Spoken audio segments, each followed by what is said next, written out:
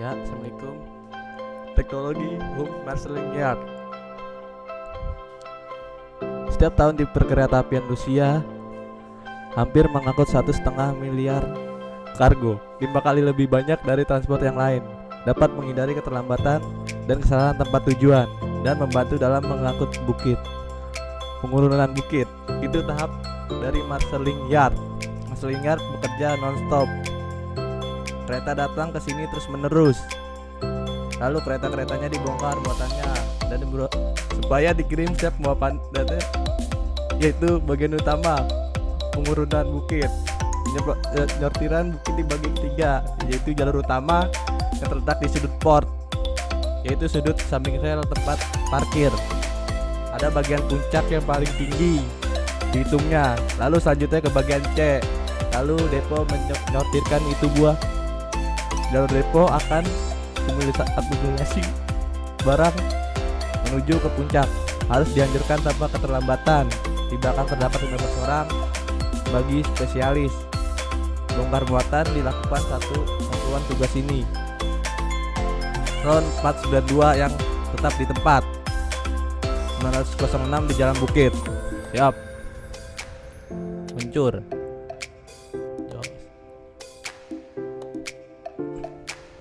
Nah, ini kereta jalan nih.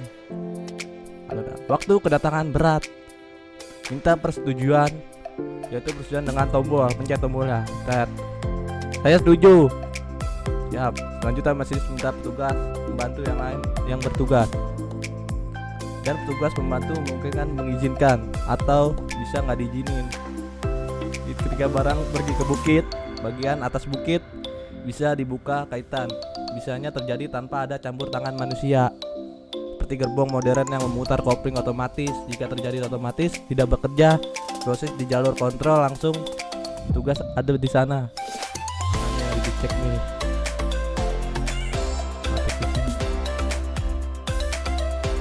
Nah, ini lagi pengecekan. Sekali penjaga kereta di bukit biasanya 3-5 menit untuk mempercepat gerbongnya. Ketika kargo bisa terdiri dari 8 hingga 10 gerbong dan setiap gerbongnya bisa jadi tujuan yang berbeda. Oleh karena itu tergantung pada urutannya. Gerbong berangkat dari bukit dengan berbeda arah. Jika pemberangkatan terjadi kesalahan, gerbong akan datang ke bukit lagi. Oleh karena itu beberapa staf stasiun langsung memeriksa nomor rute dan sesuai pengurutan yang ditentukan. Ketika kereta dialihkan, kontrol orang lapangan dikasih nomor. Baris diajukan, ditambah petugas pembantu memeriksa sesuatu dan operator memeriksa. Kontrol ketiga dilakukan supaya gerbongnya sesuai dengan yang ada di daftarnya. Di bukit barang-barang selalu diangkat, digulungkan ketika kereta lokomotif menariknya dari depan. Tapi setelah itu gerbongnya dengan sendirinya ke bawah. Dibawa dengan beratnya. Gerbong meluncur dari bukit. Artinya lokomotif hanya melepas ikatannya. Nah, gerbongnya jalan sendiri tuh, supaya nggak sampai di lain tempat. Menurunkan gerbong adalah suatu momen yang paling penting dalam pekerjaan pengaturan bukit dan pengambilannya ke bawah dilakukan dengan kecepatan dan terdapat peralatan untuk turunan. Dapat beberapa alat rem, bagian tempat kekuatan di gerbong, manual dan bantuan mekanik. Hari ini stasiun penyemprotan diganti rel agar dapat dikelola oleh operator kota. Posisi rem diganti oleh rel yang terlambat jika mereka melihat seperti bantalan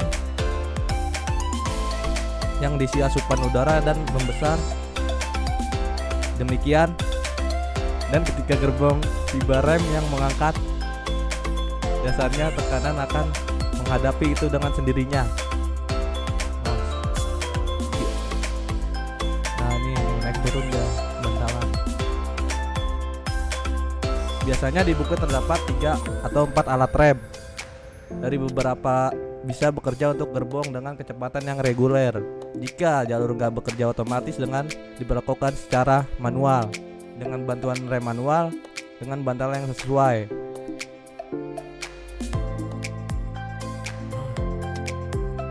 menurut Sid tanpa menghitung kecepatan supaya kecepatan kereta tidak mencapai 5 km per jam. Yang paling penting, posisi rem terletak di bagian paling akhir di depan zona steril. Dinamakan bentangan jalur, di mana jalur menyatu dari arah yang berbeda-beda tergantung pada jembatan bukit. Jalur seperti itu mungkin dari 4 ke 50 di setiap operator dengan yang berbeda. Kalau satu operator menjawab dan dua jalur secara terpisah, satu operator untuk ke jalur ketiga. Dan operator rata-rata operasi bukit terdapat 10-19 jalur.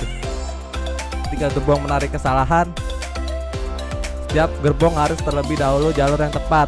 Lalu di sana ada jalur khususnya, diarahkan langsung dari lalu di tali. Sistem ini menunjukkan panah di sepanjang rute yang ditentukan. Sistem ini bisa bekerja mandiri. Dalam hal ini petunjuk kontrol oleh operator bukit bekerja dengan kondisi ini supaya memberi petunjuk yang benar, memberi rute dan bagus untuk bukit. Dan ditambah kerjaan kecil, aku pun sekarang bahwa dia ngelakuin 300 peralihan, contohnya melewati zona petunjuk dari jalur pengurutan. Sekarang setiap menjadi bagian dari kereta baru. Tapi kereta tidak boleh datang dengan gerbong yang lainnya, supaya kereta bisa memaksimalkan dan mengikuti dalam satu arah.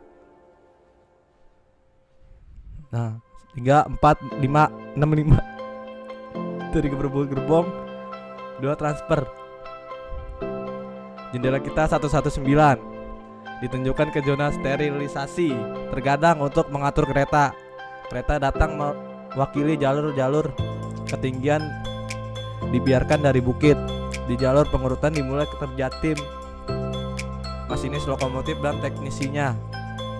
Tugas mereka adalah mengumpulkan semua gerbong di satu tempat, membentuk dan membubarkan kereta dan memberi tujuan. Petugas pembantu laporkan pekerjaan apa yang dilakukan. Jika suatu jalur berlari ke lain, aku akan bilang ke masinisnya, teknisi di lapangan supaya membawa timnya. Lalu mulai kembali ke belakang, siap pergi 4835 ke kiri pertama. Yap. Nah, ketika semua gerbongnya di bukit boleh masuk kereta, teknisi lapangan mengontrol semua tempat. Kalau masinis lokomotifnya masuk ke jalur, mengikatkan gerbong-gerbong secara otomatis. Jika semuanya baik-baik saja, semua barang-barang dikumpulkan siap pergi ke rute. Ketika komposisi terbentuk, siap pergi sesuai petunjuk. Di sini sudah bekerja lebih simpel, yaitu udah di komputer, jurusan di jalur yang mana saja. Sementara kereta dikumpulkan di Masterling Yard. Di bukit sudah menyiapkan barang yang sudah siap. Hanya di dalam satu hari di Masterling Yard bisa perjalanan dari 1.500 sampai 6.000 gerbong. Ya, siap, selesai. Sekian dari saya. Assalamualaikum.